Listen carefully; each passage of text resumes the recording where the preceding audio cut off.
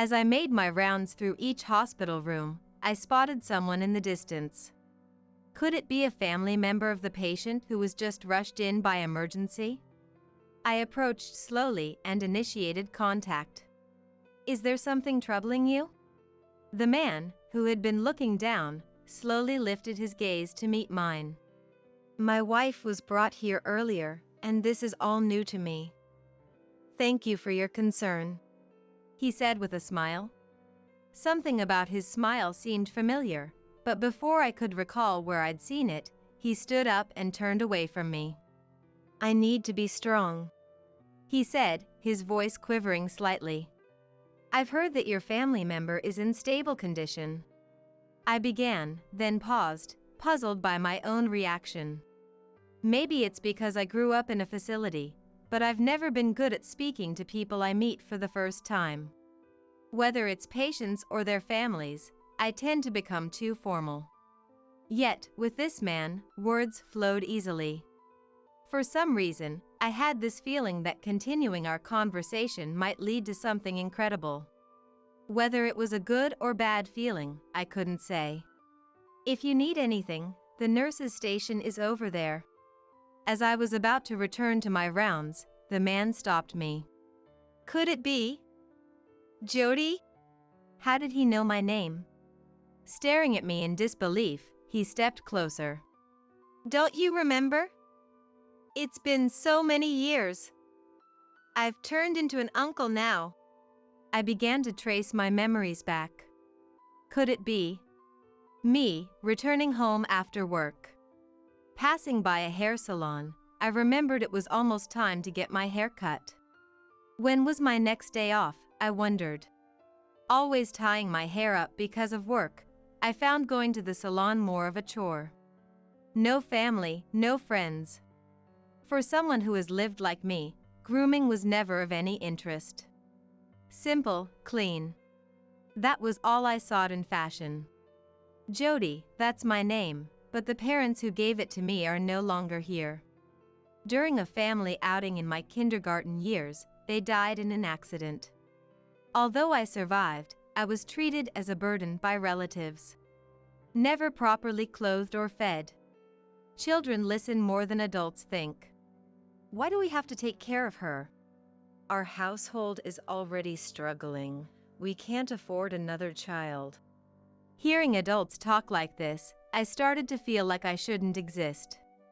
Eventually, I was placed in a facility, but by then, I had already become a child lacking self-confidence. Always hiding, watching, living as told by others. Even now, expressing my feelings is hard. That's why I struggle with relationships at work. However, nursing is the only thing that gives my life purpose. No matter how tough it gets, I can't imagine leaving this job. Once inspired by a nurse, I've always dreamed of being like her. I haven't forgotten that aspiration. To be kind and see people for who they are. Though that's what I wish, reality is often unkind. Growing up without knowing love, maybe dreams are just dreams for me. Just as I start to feel down, I snap back to reality. I was just thinking about making a hair appointment. Spending a lot of time alone, my days lack meaningful conversations. It seems I tend to overthink because of this. As I linger in front of the salon, pedestrians seem to walk around me. I decided to head home quickly to check on my days off. Regaining my composure, I made my way home. After checking my days off, I made an appointment with a hair salon online. I took a bath, then heated up some side dishes I had prepared on my day off. Relaxing at the mini table in my cramped one-room apartment is my favorite time. After fiddling with my mobile phone for a while, I did the dishes and crawled into bed. Tomorrow is a night shift. Before then, I'll go shopping and stock up on prepared dishes. I live a frugal and modest life, by choice. That's what I've always wanted. I had to take out student loans to attend nursing school. The inheritance left by my parents was gone, just keeping up with daily expenses. The relatives who considered me a burden and sent me to a facility were certainly not going to pay for my tuition. I didn't want to be indebted to them for anything. I've been repaying my student loans since I started working as a nurse, so I don't have any savings even now. But borrowing money was essential to achieving my dream. I still find fulfillment in my job and have no regrets about that. Plus, I've always been a simple person, so a modest lifestyle suits me just fine. Lost in thought again, I eventually fell asleep. Waking up the next day, I went shopping as planned. I bought discounted groceries at the supermarket, deciding what to make with them. I've been used to this lifestyle since I started living on my own after leaving the facility. There's no need to make anything fancy since I'm not cooking for anyone else. After quickly finishing shopping, I started cooking as soon as I got home. Even though there's some time for a nap during the night shift, I still wanted to rest a bit before that. Once everything was made and cleaned up, it was past 1 p.m. when I checked the clock. My shift starts at 5 p.m., so considering commute time, I had about 2 hours to spare. After eating some of the dishes I made earlier, I lay down in bed. I played relaxation music from a video site and closed my eyes. This moment was my relaxation time. As I dozed off listening to the music, I dreamt someone was talking to me. Apparently a woman. I could tell she was smiling kindly, but her face was blurry. As a child, I reached out and took the woman's hand. It felt like my heart was slowly warming and melting away. I tried to remember who she was from the depths of my memory, but couldn't identify her. Yet, I wanted to stay in that dream forever. Eventually, the woman's presence faded. And I felt like I was floating on clouds, enveloped in a pleasant atmosphere. Ah, this feels good. As I thought that, a distant sound reached me. It was my mobile phone's alarm, bringing me back to reality. Groggily checking the screen, I saw it was 3:30 p.m. Ah, right. I realized I had been napping and noticed my eyes were wet. It seemed I had cried in my dream. But now, I couldn't even remember what the dream was about. Stretching and shifting my mindset, I started preparing to go to work. Good evening. I arrived at work and greeted my daytime colleagues. They all greeted me back, but it was all business. After handing over the shift, the daytime colleagues left. Today, we're having a party with people from a trading company. I watched them leave, dressed in their fancy outfits, and then one of my fellow night shift workers approached me. It must be nice. I wish I could have gone too. But it's irrelevant to Jody, right? She threw a blatant sarcasm my way. I responded with a laugh, and she sighed. I've become an outlet for the young nurse's stress. Dismissed on unrelated topics, talked behind my back about my belongings or how I dress. During work, they find reasons to dump their tasks on me. Not resisting, I've become even more of a target for some. Even the head nurse scolded me. Don't let the young ones walk all over you. You need to stand up for yourself. But it's easier for me to just go along with what I'm told, given my personality. After finishing checking temperatures and changing 4 drips for the patients in each room, I approached a young nurse to take a break. While eating my homemade soup. How stingy can you be? Look, Jody was raised in a facility, right? Maybe that's related? They were talking behind my back again. I'm used to being judged by others as unfortunate because of my circumstances. Let those who want to talk, talk. I'm happy to be in the profession I've always admired. I'm not strong enough to truly believe that, and I feel out of place. I quickly finished my meal and went outside for some fresh air. The outside air was cold. It calmed my emotions. Unable to gauge distances with others, I've always chosen to be alone. Interacting with anyone scared me. It was easier to close off my heart and stay alone than to express my feelings and build relationships. Being accustomed to being talked about behind my back isn't true even now. I didn't choose to grow up in a facility, and I have feelings too. But I've never been able to find my own worth. Even if I stood up to those talking behind my back, who would acknowledge me? It would only serve to alienate me further. So, it's better to pretend I don't hear it. It hurts less to comply with others' demands, ignoring my own will. That's how I've lived since childhood. I wish they'd just leave me alone. Looking up at the night sky, I sighed and decided to return to my duties. When I came back from my break, the nurse's station was bustling. It seems an emergency patient had been brought in. I helped secure an available bed and prepared for the patient to be smoothly transferred to their room. A few hours later, the patient was finally settled into their room. After the treatment, they seemed to be sleeping. Their condition appeared stable, so we returned to our respective duties, checking on the sleeping patients for any irregularities. Replacing 4 drips. As I made my rounds through each hospital room, I spotted someone sitting on a sofa near the water and hot water dispenser. Apparently not a patient given their casual attire. Probably a family member of the patient who was just brought in. I approached slowly and initiated contact. "Are you a family member of the person who was just brought in?" The man slowly lifted his gaze to meet mine.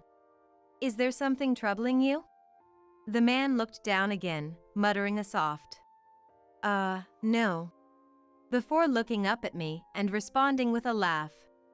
"My wife was just brought here, and this is all new to me." I was a bit overwhelmed. "Thank you for your concern." He smiled. Something about his smile seemed familiar, but before I could remember, he stood up and turned his back to me. "I need to be strong." His voice trembled slightly. "Your family member is currently sleeping, and I've heard their condition is stable. We are always here to support our patients and their families with compassion." I stopped mid-sentence, struck by a curious thought. I've never been good at speaking with people I'm meeting for the first time. Be it patients or their families, I always end up being too formal. Yet, with this man, words just flowed out of me. When I suddenly got stuck, the man turned back to me and looked into my eyes. I don't know what to say, but please, leave your family members' care to us, and please, don't overdo it. I had this feeling that continuing our conversation might lead to something unbelievable. Whether it was a good or bad feeling, I couldn't tell. I just knew I didn't want to change my current situation. The fear of it made me want to leave this place quickly. If you need anything, the nurse's station is over there." As I was about to return to my rounds, the man stopped me. "Could it be Jody?" Had he seen my name tag? My name was unexpectedly called out. I turned back towards the man. "Could it be Jody?" How did he know my name? Seeing me stand there dumbfounded, the man approached. Then he glanced between the pen in my pocket and my face. "Jody, right? This pen, Lenore gave it to you as a present. I remember because I was there when she bought it." His expression brightened instantly. Lenore? The name struck a chord with me.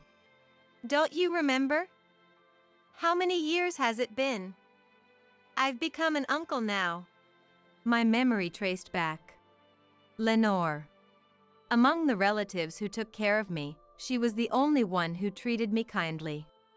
She was the reason I chose nursing. Could it be?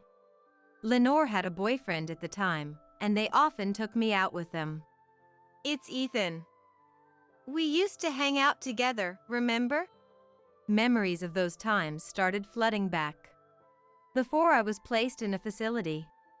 In the 3rd grade, I stayed at Lenore's house. Her parents were cold to me, but Lenore was always kind. Her boyfriend, Ethan, would come over to help with my homework. They even took me to an amusement park on a day off. Lenore was training to be a nurse, Ethan was aiming to be a teacher, and I aspired to be like them. Then, there was a day I fell ill with a high fever. Aunt and uncle looked grim. They strictly told me not to pass it to Lenore. In my dazed state, I vaguely remembered. Right, there was an important test coming up. Lenore was preparing for her nursing license exam. It made sense why aunt and uncle wanted to keep me away. But as a child suffering through an unfamiliar high fever, I couldn't help feeling resentful about my life. How long had it been? Lying sick, I had no sense of time. Then, I heard the noisy sound of someone running up the stairs. Aunt was shouting something from below, but my ears were too muffled to make it out. Then, Lenore burst into my room, panting. Jody! Are you okay? She peered at my face with a look close to tears. Yeah. My head was too fuzzy to articulate properly. I remembered being told by Uncle and Aunt not to get close to Lenore. Trying to move a bit away from her, my joints ached.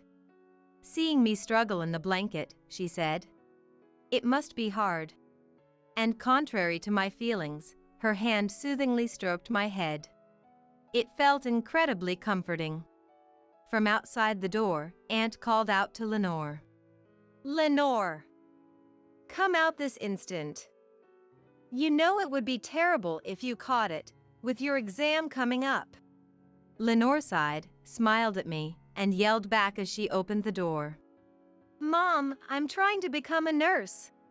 Aunt was taken aback by Lenore's unusually loud voice. "I know that." Aunt faltered.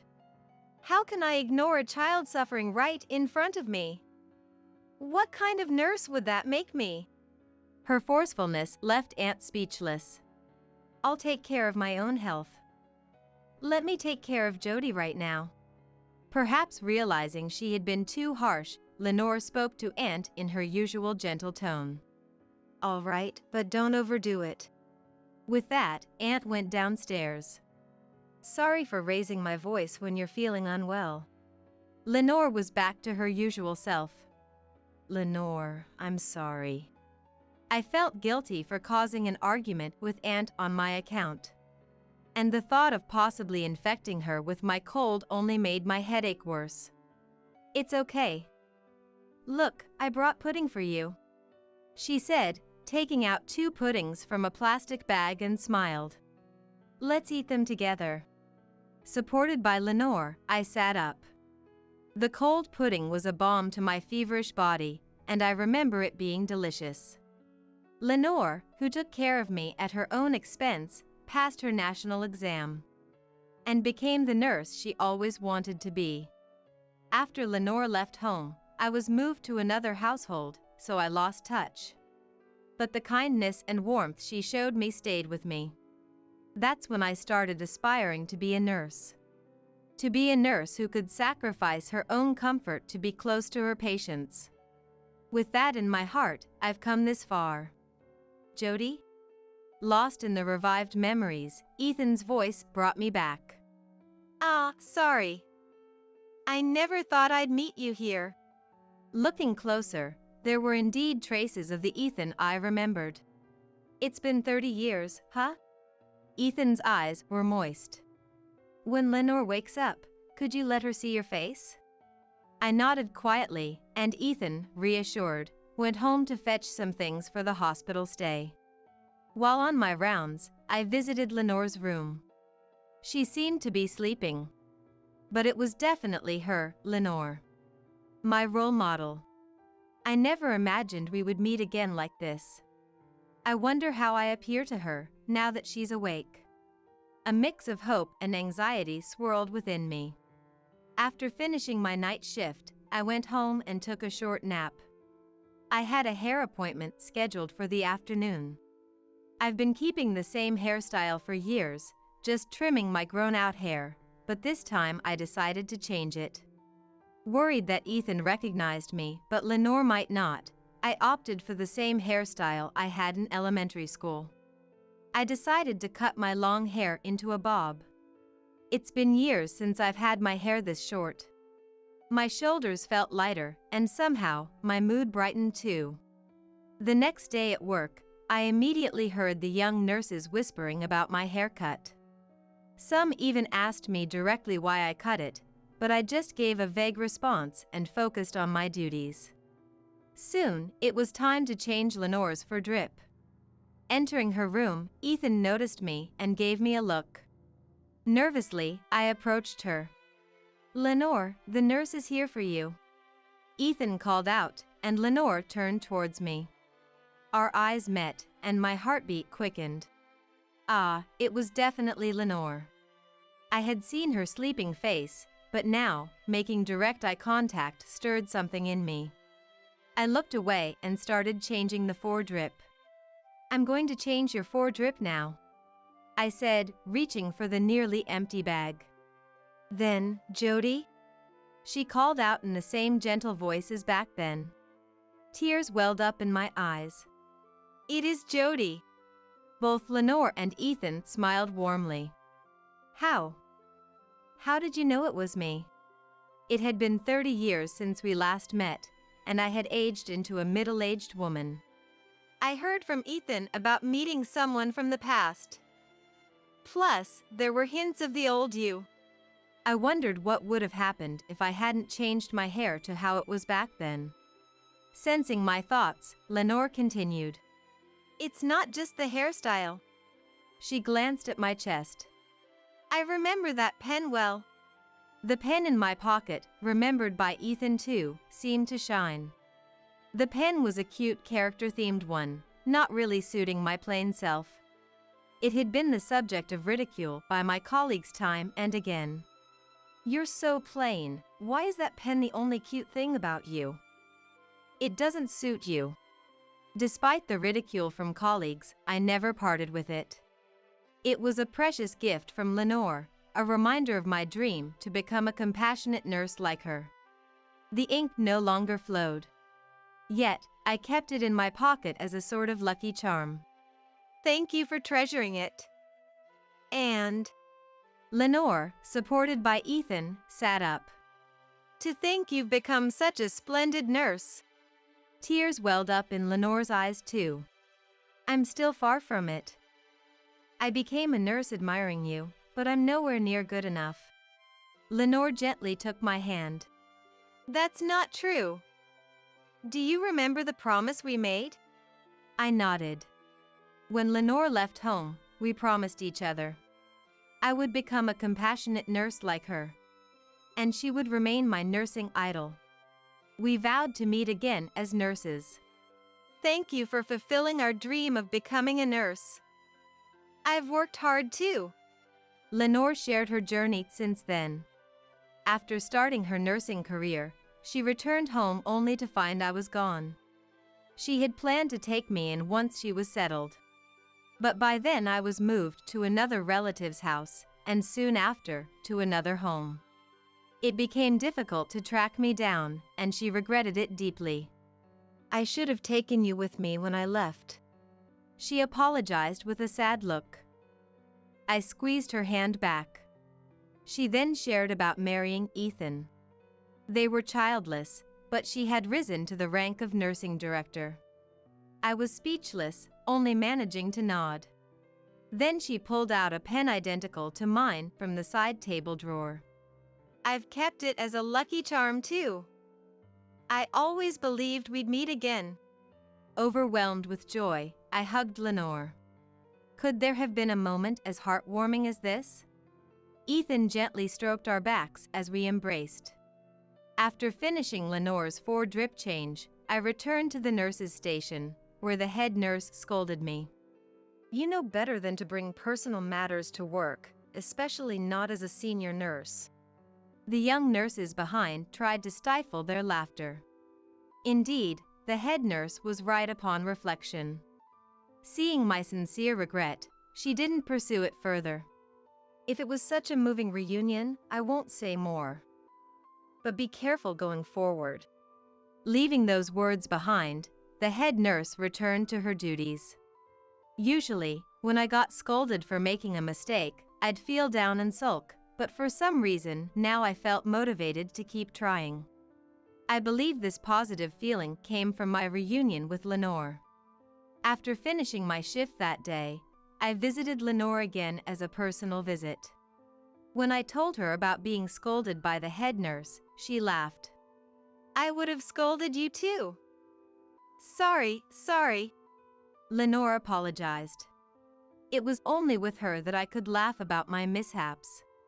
No matter how much time had passed, I realized she was the only person I could depend on like this. A few days later, Lenore was discharged. I, as a nurse, saw her off, but Ethan handed me a small folded piece of paper as he was leaving. The head nurse was watching closely to ensure I didn't mix personal matters with work again. But since Lenore was talking to the head nurse, we left the ward unnoticed.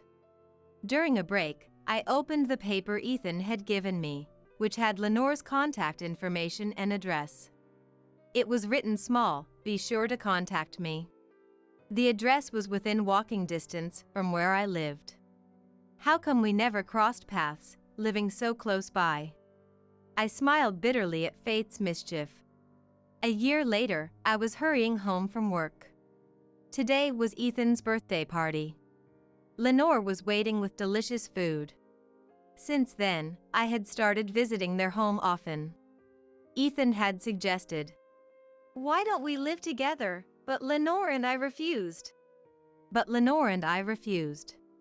We both understood the erratic nature of our jobs. Even I hesitate around you sometimes. I wouldn't want Jody to feel that way, Lenore had said. Ethan was disappointed, but he brightened up when I expressed how happy his thought made me. "Then, let's all live together once we retire," he proposed, and Lenore and I laughed, sharing a look. Ethan, surprised by our reaction, couldn't help but be endearing on his birthday. We planned to celebrate it wholeheartedly. After toasting together, Lenore asked about my recent work. Since reuniting with her, the backtalk and scapegoating from colleagues had decreased. It turned out Lenore and the nursing director at my hospital were classmates, and after my colleagues found out, they kept their distance. "Mixing personal matters, Lenore's doing it too, right?" I joked. "Do you not realize it yourself?" she countered with a question. Puzzled, she then explained with a gentle smile. Since reuniting with her, my expressions had become richer. This change had positively impacted my image at work, which had been rather gloomy, according to our nursing director. I felt embarrassed. Indeed, since I started visiting them, I had been looking forward to each day, counting down to when I could visit again, and finding motivation in work for those days. I never imagined being evaluated in such a manner. And although I had been far from promotion, talks of becoming a supervisor had started. Actually, I had another piece of news I hadn't shared with them yet. After hearing my story, they teased me, which made me blush. Since reuniting with her, a doctor from the same hospital had asked me out. My work and personal life had suddenly brightened, thanks to them. Expressing my gratitude, Lenore said. "It's a quality you've always had." Ethan, eager to contribute, chimed in. "All right. Since Jody has been reborn."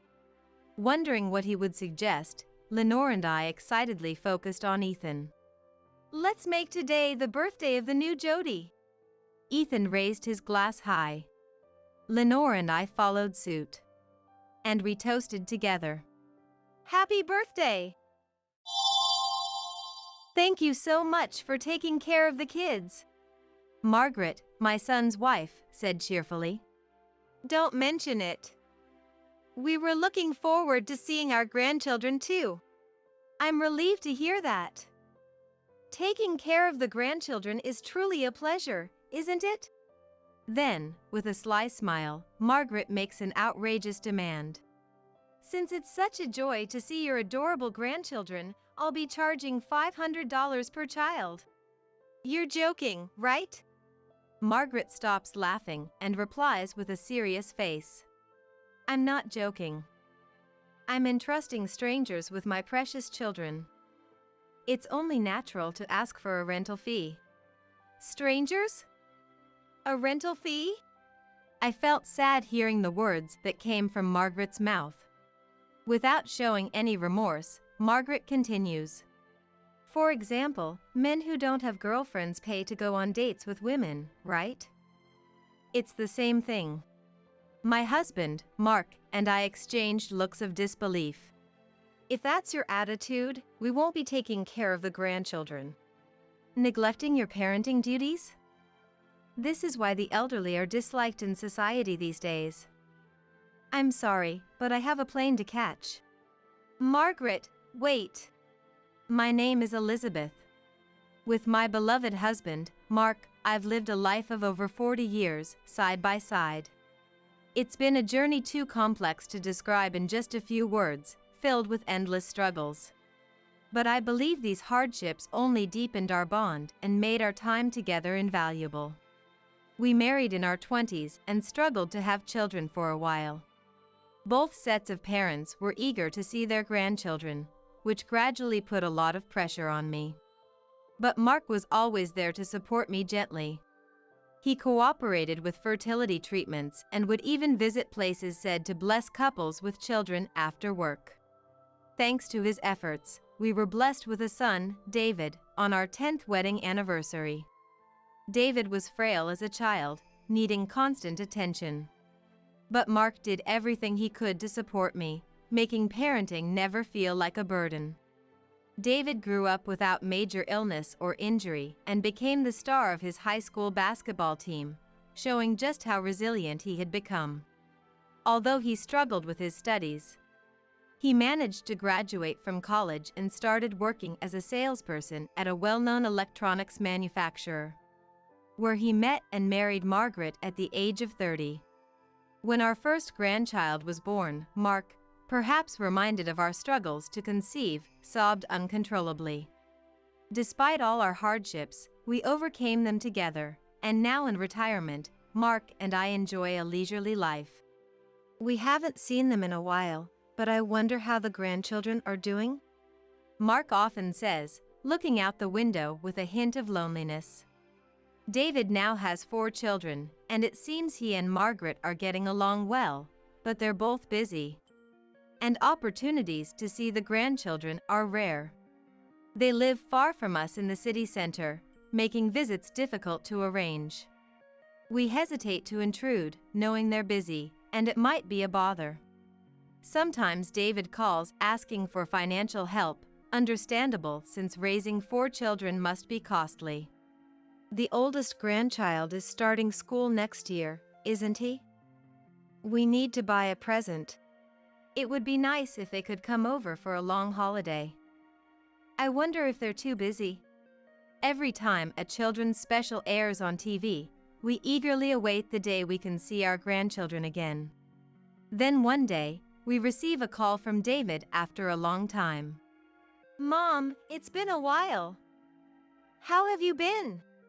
We're as usual. But how about you? Is everyone doing well? You should bring the grandchildren to visit sometime. Dad has been looking forward to it. Everyone's fine here, so don't worry about us. And we were thinking of bringing the kids over to visit soon. Really? Dad will be so happy to hear that. Mark is currently out in the backyard, working in the vegetable garden. Imagine how happy he'd be to know David and Margaret are bringing the grandchildren over. And there's something we'd like to ask you about the kids. What? Is it about money again? It must be tough with school expenses and all, I understand. Thanks, as always. We really appreciate it. But this time it's a bit different. Actually, we're planning to go on an overseas trip soon, and we were hoping you could look after the kids while we're away. Overseas? That's quite sudden. Oh, that's right, you two haven't had your honeymoon yet. Yeah, Both Margaret and I have been so busy, we never found the time. But last week, Margaret won a pair of tickets for an overseas trip in a raffle. Oh, in that case, have a great time. So, when are you bringing the grandchildren? We'll all come over this Saturday, so please wait for us. The kids are looking forward to seeing Grandpa and Grandma. Is that so? Then I'll prepare some delicious food and wait. Even after hanging up, my excitement couldn't be contained. When Mark came back from the field and saw my face, he asked with a smile, "What's up? You seem like you've received some good news." Mark, who has always been by my side through happy and sad times, can instantly sense even my slightest emotions. I told him about David and Margaret coming over. Really? That's exciting. On the promised Saturday, David and Margaret arrived with their 4 grandchildren. As soon as their car stopped in the parking lot, I couldn't wait any longer and rushed out the front door. "Mom, it's been a while. Glad to see you're doing well." David, getting out of the driver's seat, greeted me with his usual smile. As the grandchildren emerged from the back seat, they all started running around energetically. I smiled at the sight, thinking they must have been bored during the long drive, but then I noticed something off. Their clothes seemed a bit dirty. Faded with time, some were torn or frayed. Considering they have 4 children, I thought they might be financially strained. But Margaret, stepping out of the passenger side, was dressed beautifully. She was in modern, bright casual fashion with fancy accessories. The contrast between her and the grandchildren's attire was shocking. "Hello, Elizabeth." The strong scent of her perfume made me cover my nose involuntarily. Margaret, seemingly unaware of her overpowering smell, headed inside. "We'll leave the kids with you and head out right away." Back inside, the grandchildren were already running around, with Mark desperately trying to catch them. "Try to escape from Grandpa." "Dear, I understand you're happy, but please don't overdo it." Mark was already out of breath and patting his back. "I want to ride on Grandpa's back." As one grandchild climbed onto Mark's back, the others gathered around. "Elizabeth, thank you so much for willingly taking care of the children," Margaret said with her lively tone. "It's nothing. We were really looking forward to seeing the grandchildren." As I responded cheerfully, Margaret suddenly switched to a familiar tone and whispered in my ear, "That's good to hear. It's truly a pleasure to look after the grandchildren, isn't it?" Then, with a cunning smile, Margaret presented an unbelievable demand. "Since you get to see your adorable grandchildren, I'll be charging $500 per child." I couldn't understand what she was saying at first. What did you just say? "I said, since you're taking care of the grandchildren, I'm charging $500 per child." I was completely dumbfounded. It would make sense if Margaret was paying us to take care of the children, but the reverse was just outrageous. "You're joking, right?" Then Margaret stopped laughing and replied seriously, "I'm not joking. I'm entrusting strangers with my precious children. Naturally, you should pay a rental fee." "Strangers? A rental fee?" I felt not just anger but also sadness at Margaret's words. Mark, having gotten the children off his back, came towards us. "Margaret, that's an incredibly unreasonable thing to say. Taking care of children isn't easy." But Margaret, without any hint of guilt, coolly retorted, "What was once common sense is now nonsense. For example, men without girlfriends pay for dates with women, right? It's the same idea." Mark and I exchanged looks of disbelief. "Either way, what's wrong is wrong. If that's how you're going to be, we won't take care of the kids." "Are you planning to neglect them? This is why the elderly are disliked these days." Saying this, Margaret grabbed David's arm, intending to leave. David, silent, just followed Margaret without a word. Wait! We're not done talking! Mark tried to stop them, but without turning back, Margaret said, "We have to go now, our flight is soon." Wait! Wait, Margaret! In a panic, I realized something and called out to Margaret. You left your luggage in the car, but what about the kids' clothes? Could you buy them? We didn't prepare any clothes for the kids. Margaret said this nonchalantly and got into the car.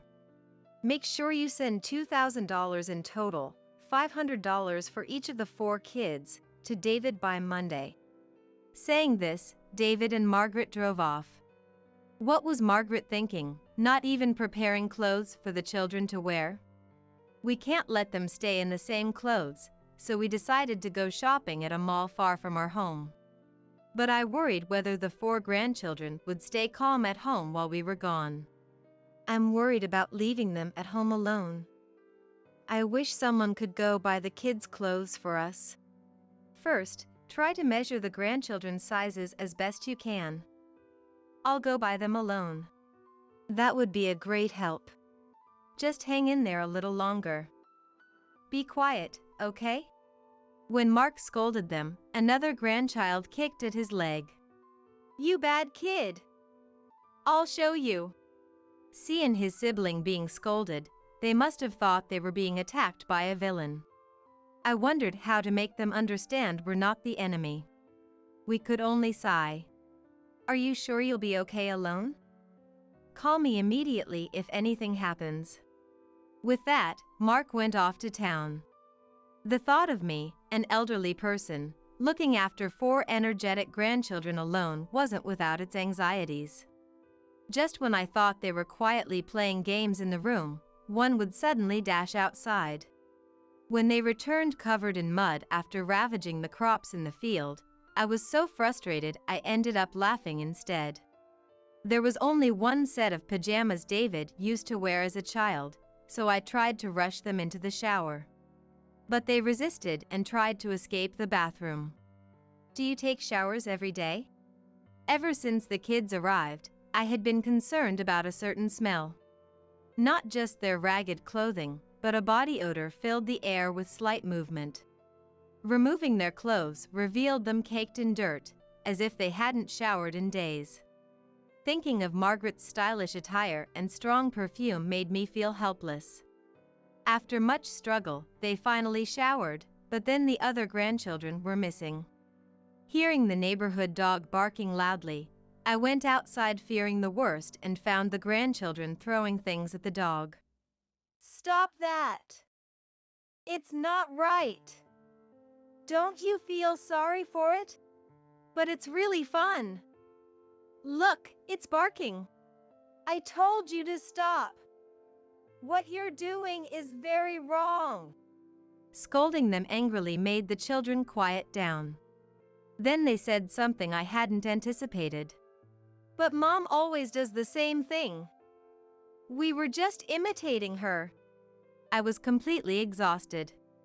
I wondered if we could really take care of them until David and Margaret returned, as my anxiety grew.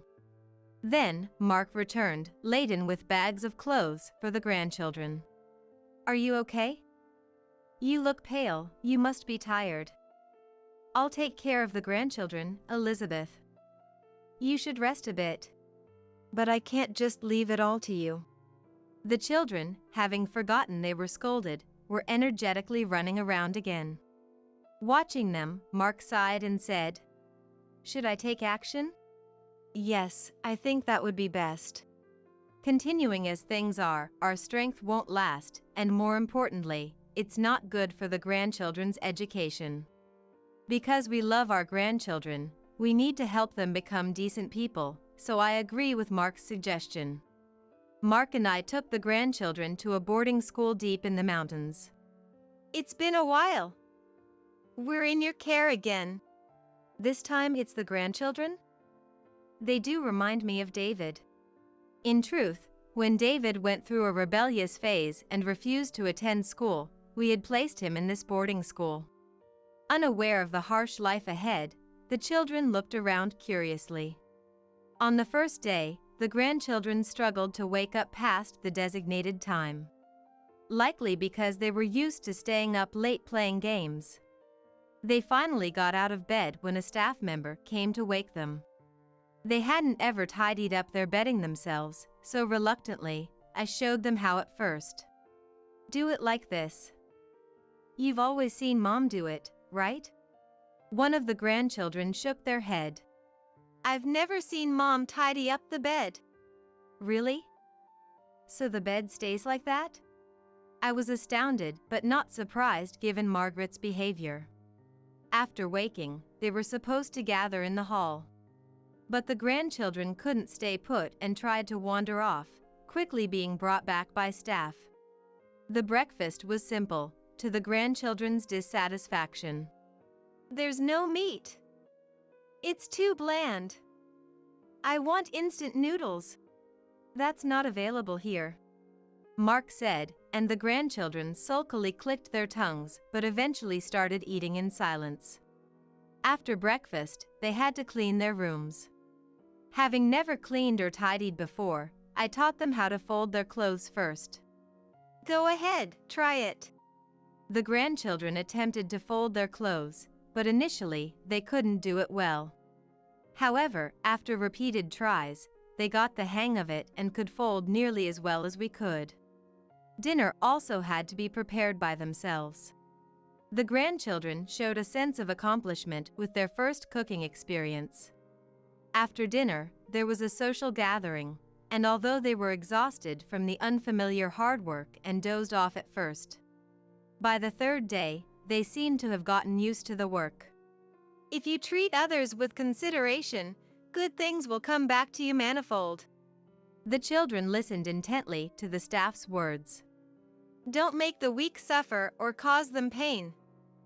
Don't be selfish and inconvenience others. If those around you are happy, it will come back around, making you happy too. By the time we left the boarding school, the grandchildren had stopped being so selfish. One of them, seeing me struggle with heavy luggage, stepped forward to help. I'll carry it. You rest, Grandma. Thus, the grandchildren's one-week boarding school program ended successfully.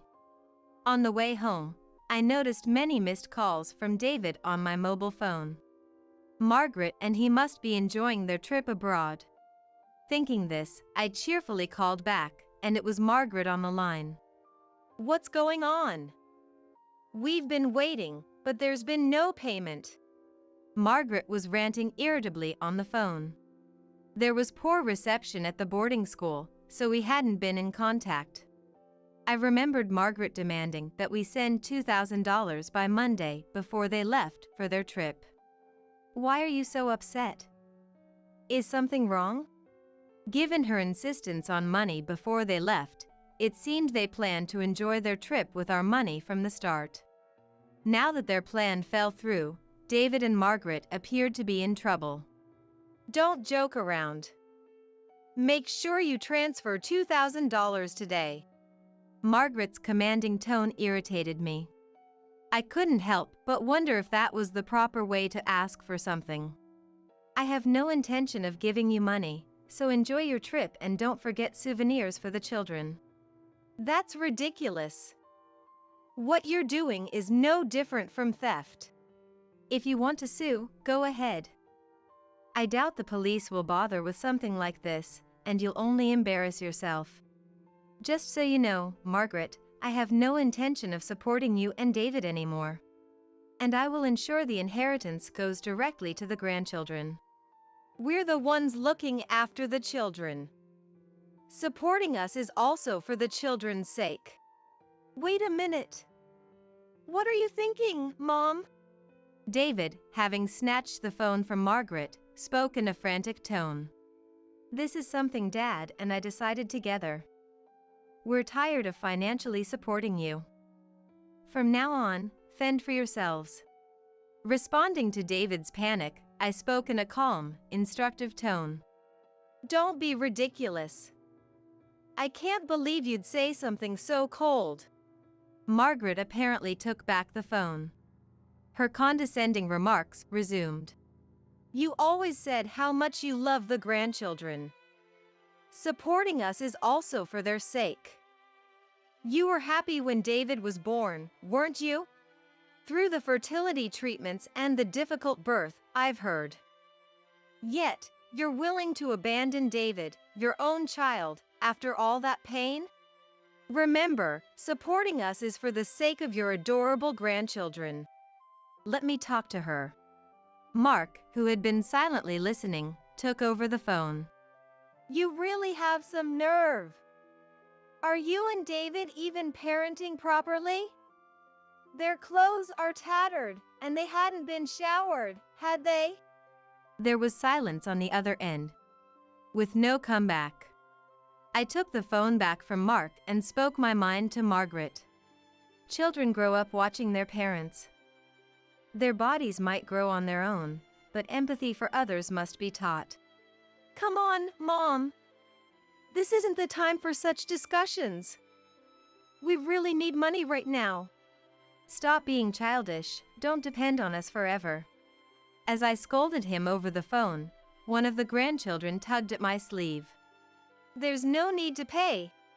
Even the young one could sense something was wrong with their parents' attitude, saying so with a resigned sigh. If the grandchildren are ever in trouble, I'll help. But I have no intention of supporting you two anymore. Be prepared for that.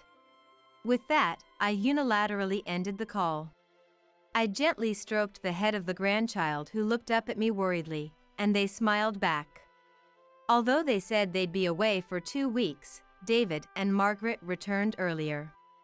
They had relied on parental support and didn't plan ahead, ending up with almost no money left. They didn't even bring back souvenirs. Both looked utterly exhausted when they came to pick up the children. We never should have left the children with you. Margaret started complaining as soon as she entered. I guided David and Margaret to sit on the living room sofa.